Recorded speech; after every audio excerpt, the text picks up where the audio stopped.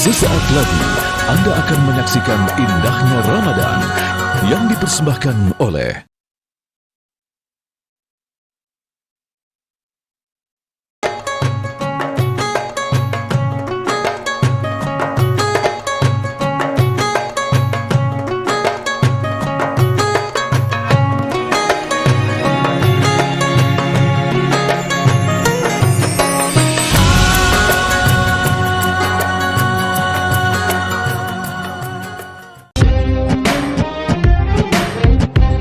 Assalamualaikum pemirsa indahnya Ramadan. Sebentar lagi Hari Raya Idul Fitri akan tiba. Sejumlah persiapan tentu saja sudah disusun. Rencana mudik, membuat kue-kue khas Lebaran hingga membeli pakaian baru. Kesibukan jelang Lebaran pun makin terasa saat hari kemenangan itu mulai mendekat. Pusat-pusat perbelanjaan mulai dipadati pengunjung. Mereka berburu baju, celana, gamis, sarung, hingga pakaian sehari-hari lainnya. Selain itu, mereka yang datang ke pusat perbelanjaan tersebut juga membeli berbagai keperluan untuk membuat makanan khas Lebaran. Tentu saja keperluan yang begitu banyak tersebut memerlukan biaya yang tidak sedikit. Jika hanya mengandalkan penghasilan sehari-hari atau bulanan, mungkin tidak akan cukup. Pasalnya, pendapatan tersebut biasanya sudah digunakan untuk kebutuhan-kebutuhan rutin. Untung saja pemerintah mewajibkan pengusaha untuk membayar tunjangan hari raya atau THR yang sudah dicairkan. Namun pada prakteknya, kadang kita terjebak untuk mengumbar segala kemauan. Padahal dalam Islam, kita tidak diajarkan untuk boros. Tema inilah yang akan dibicarakan dalam indahnya Ramadan kali ini bersama para narasumber. Selamat mengikuti. Assalamualaikum warahmatullahi wabarakatuh. Pemirsa dimanapun Anda berada, kembali bertemu kita dalam indahnya Ramadan. Saya Hilbram Dunar bersama dengan guru-guru kita hadir di sini. Ada Kiai Sumarno. Assalamualaikum Kiai. Assalamualaikum warahmatullahi wabarakatuh. Ustadz Azhari. Assalamualaikum. Waalaikumsalam warahmatullahi wabarakatuh. Gus Han juga. Assalamualaikum warahmatullahi wabarakatuh. Kalau tadi kita saksikan dari tayangan sebelumnya tentang THR yang sudah mulai cair di kondisi seperti sekarang, udah keluar, sudah Anda terima. Tentunya alhamdulillahirabbil alamin kita ucapkan. Dan biasanya pemirsa ketika THR jangankan sudah cair, belum cair aja sudah kepikiran mau ini itu plus ini plus itu. Nah sekarang sudah cair, tambah lagi nih list belanjanya, mau tambah ini tambah itu dari yang sebelumnya ini dan itu. Tapi di sisi lain Islam tidak mengajarkan perilaku boros. Jadi bagaimana caranya kita menyikapi setelah alhamdulillah dapat THR tapi bisa dikeluarkan kepada pos-pos yang tepat. Saya mulai dari Gus Hans dulu kalau begitu. Ya, Gus. Jadi bagaimana Gus? Kalau udah dapat THR ini supaya nggak boros harus bagaimana kita?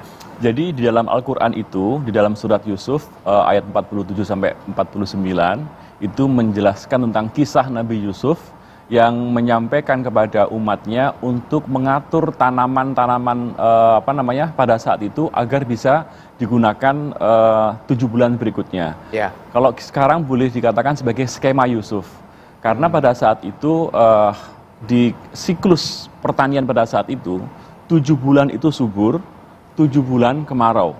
Oh. Ya, maka ketika mereka memanen tanaman, maka tidak dihabiskan pada saat 7 bulan itu karena untuk menjaga nih yang 7 bulan berikutnya. Yeah. Maka ada konsep saving di situ. Oh, yeah, nah, maka memang bijak di dalam berkeuangan, bijak di dalam mengelola keuangan seperti halnya diatur di dalam Quran dan sebagainya, itu memang sangat masuk akal dan sangat relevan sekarang ini. Jadi sekarang boleh dikenal namanya skema Yusuf. Jadi skema Yusuf itu menggunakan anggaran dengan realistis, menggunakan anggaran dengan terencana, dan juga menggunakan anggaran secara bertanggung jawab. Dan jangan dihabiskan langsung. Harus ada yang disimpan. Ya, betul. Nah, maka mungkin bisa jadi bagaimana caranya menjadi THR produktif. Oh, oke. Yeah. THR produktif bisa menjadi pemodalan, berikutnya dan sebagainya. Jadi bukan dihabiskan dengan barang yang begitu saja, tapi bisa dijadikan modal supaya nanti menghasilkan tambahan lagi yang lain. Tapi di sisi lain, Ustadz Azhari, kita tetap boleh kan belanja setelah dapat THR? Nah, gini, saya pengen lihat ini dari sisi begini. THR itu kan tunjangan hari raya. Ini kan tradisi yang ada di negara kita, di Indonesia ini. Kenapa tradisi ini lahir? THR ini ada ketika mau menjelang Idul Fitri. Ya. Saya melihat begini ternyata, Idul Fitri itu, Id artinya kembali. Fitr salah satu maknanya adalah kembali berbuka. Dulu yang tadinya kita nggak boleh makan, kita berpuasa sepanjang Ramadan, maka ketika Lebaran kita boleh lagi makan dan minum. Ya. Namanya Idul Fitri, kembali berbuka. Tetapi tidak semua orang punya nasib yang sama. Ada orang-orang di hari Lebaran, saat dimana diperbolehkan berbuka, justru dia nggak bisa berbuka. Nah, Bukan karena dia masih berpuasa, tapi boleh jadi nggak punya uang. ya. Lalu kemudian muncullah tradisi THR ini, berbagi-bagi rizki. Oh. Sebagian yang kita punya kepada tetangga kita, orang yang ekonominya tidak seberuntung kita. Saya kira ini bagus. Awalnya bagus. Tetapi kita perlu rem juga. Jangan THR ini jadi momen kemudian kita boros-boros. Al-Quran melarang itu, Mas Hilbram. Al-Quran punya dua diksi ketika berbicara boros. Yang pertama ada at-tabdzir, diambil dari kata ba-za-ra. Maknanya makna dasarnya melempar benih, membuang-buang, Ya. boros. Ya. Ini tidak boleh. Yang kedua israf, berlebih-lebihan. Apa bedanya? Para pakar bahasa Al-Quran mengatakan, kalau israf itu Anda berbuat baik tapi berlebih-lebihan dalam part yang baik ini. Israf. Iya. Innallaha la Iya. yuhibbul musrifin. Ya. Tuhan senang kamu berbuat baik. Walaupun Tapi ketika berlebihan. kamu berlebih-lebihan, Oh, Tuhan ketika jadi berlebihan. nggak senang. Walaupun baik. Walaupun baik, ada porsinya. Contoh, makan itu baik. Ya. Tapi terlalu berlebih-lebihan makan nggak baik. Ngasih ke orang THR itu baik. Ya.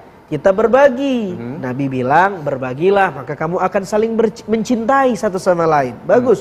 Tapi kemudian terlalu berlebihan, maka ini israf. Tapi kalau mubadzir itu berlebih-lebihan dalam konteks yang negatif. Dia punya uang, uangnya diperuntukkan untuk melakukan hal-hal maksiat. Maksiatnya saja sudah terlarang, lalu kemudian dia berboros-boros di bagian itu, Iya. maka orang yang semacam ini innal mubadzirina kanu ikhwanas syayatin. Orang yang tabzir, memboros-boroskan harta di sesuatu yang nggak baik, dia saudaranya setan, kata Al-Quran. Orang yang israf, boros tapi di hal yang baik, Tuhan gak cinta. Nah jangan sampai THR kita yang tadinya berpotensi dicinta Tuhan jadi gak dicinta gara-gara kita boros. Nah boros ini kan relatif. Salah satunya saya royal ke orang tapi saya punya pasangan atau anak saya gak kasih nafkahnya. Ini sudah boros ini. Tidak baik. Tidak baik. Oh, oke. Kalau menurut Kiai, ketika kita berusaha untuk bukan menghabiskan, mengeluarkan sebagian dari THR, maka dikeluarkannya kemana yang ideal, Kiai? Nah, infak yang pertama ini namanya orang mengeluarkan kan infak, ya, yang menjadi kebutuhan pribadi dan keluarga itu yang wajib. Sebab itulah merupakan infak yang wajib internal, baru kita ke eksternal. Iya. Jangan kadang-kadang karena terus terang kita pengen disanjung, dipuji orang, dapat THR. Jadi THR ini jadi anggaran tambahan buat nambah gengsi. Biar kelihatan dia seperti kayak dermawan, sementara keluarga dan anak istrinya masih membutuhkan yang harus diberikan.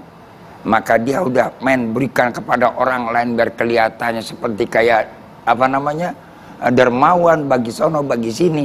Ini nggak boleh. Harus keluarganya dulu. Karena Allah bilang ku anfusakum wa ahlikum nar.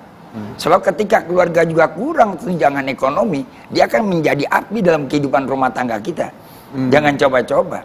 Apalagi urusan THR mau lebaran, kurang saja mereka disentuh dengan ekonomi yang menjadi kebutuhan kehidupan mereka. Ini kan bicara kultur kita. Bukan kita bicara di Timur Tengah. Video ini kita bicaranya di negara kita. Kalau di Arab, beda lagi. Kalau di Saudi ya di Arab Timur Tengah nggak ada urusan THR begini. Ya kan? Mereka adanya ntar THR-nya kalau hajinya haji akbar. Oh, iya. Yaumal Jumat dia punya wukuf. Ya. Nah, baru dapat THR. Kalau hari raya nggak ada. Idul Fitri nggak? Nggak ada Idul Fitri. Kalau kita justru Idul Fitri jadi dambaan. Kenapa?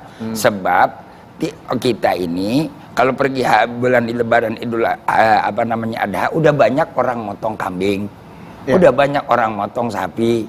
Dan kita pun juga nggak jadi tempat penyelenggara ibadah haji karena Ka'bah tidak ada di Indonesia. Ya. Nah, kalau dia kan wajar di sono. Ya. Nah kalau kita kultur ini bagaimana kita? Selagi kultur itu baik dan positif, apalagi Idul Fitri membangun silaturahmi, bagus, boleh. Tapi tadi dibilang tidak boleh ada berlebihan dan juga jangan ada pemborosan. Kebaikan pun berlebih nggak bakal baik. Dia mau sedekah lebih, tapi keluarganya dikurangin, boleh tidak? Tidak. Nggak boleh. Kenapa nggak boleh? Sebab infak yang wajib adalah kepada dirinya dan pada keluarganya. Ini yang perlu disadari. Keluarganya dulu beresin. Kalau udah cukup, pakaiannya sandang, pangan, dan papan sudah rapi, please silahkan. Iya. Tapi kalau belum cukup, jangan coba-coba. Ya. Ini akan jadi madorot. Nanti akan membagikan apa? Sama juga kita, membangunkan macan lagi tidur. Wih. Serem kan? Dia punya macan di Kenapa rumah. dibangun macannya? Ya, itu kan penjaganya 2 orang di rumah. Siapa yang 2 orang? Ya anak dan istri. Iya, benar. Coba itu. Ustadz, tapi kalau kita bicara mengenai tidak berboros, itu kan relatif ya. Oke. Borosnya tuh yang mana? Berlebihannya tuh yang mana? Kan nafsu manusia beda-beda. Intinya Kebutuhan tuh juga kayak gini beda-beda. tuh. Islam tuh agama tengah-tengah. Islam selalu menengahi di antara 2 kutub yang berlebihan. Contoh, Islam nyuruh kita jadi pemberani. Pemberani itu tengah-tengah antara pengecut dan konyol. Iya. Ada orang yang terlalu takut. Islam gak suka pengecut. Iya. Tapi ada yang konyol. Iya. Terlalu Nekat aja, berani. tanpa perhitungan. Islam mengajarkan kita tengah-tengah, berani. Oke. Islam mengajarkan kita untuk dermawan. Dermawan itu tengah-tengah antara bakhil, pelit, dengan boros. Iya. Oke. Pelit gak boleh. Iya. Boros juga gak boleh. Tahan sebentar, Oh, Ustadz. siap. Saya Tengah-tengah. mau potong Oke. di tengah-tengah nih, Ustadz Oke. lagi cerita. Pak, pelit nggak boleh, boros nggak boleh. Tengah-tengahnya tuh gimana menemukannya supaya tepat sesuai dengan ajaran Islam. Akan kami bahas sebentar lagi, jangan kemana-mana.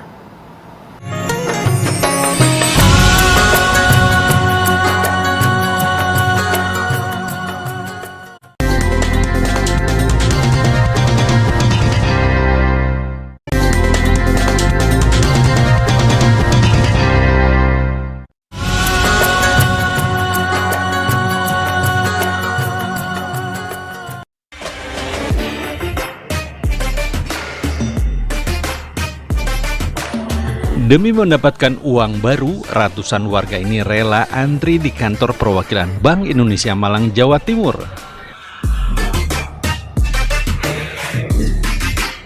Antrian ini sudah terjadi sejak pagi hari. Tidak sedikit dari mereka yang nekat datang setelah sahur. Tradisi memberikan uang kertas baru kepada sanak dan famili di Hari Raya Idul Fitri sudah lama dilakukan warga.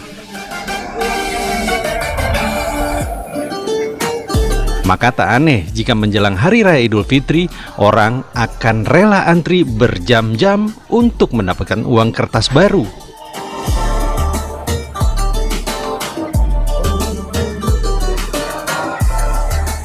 Biasanya uang kertas baru yang ditukarkan berupa uang kertas 2.000 hingga 20.000 rupiah.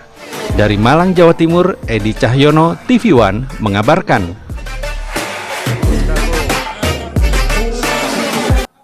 Kembali di indahnya Ramadan, masih ramai pembahasan mengenai THR di sini.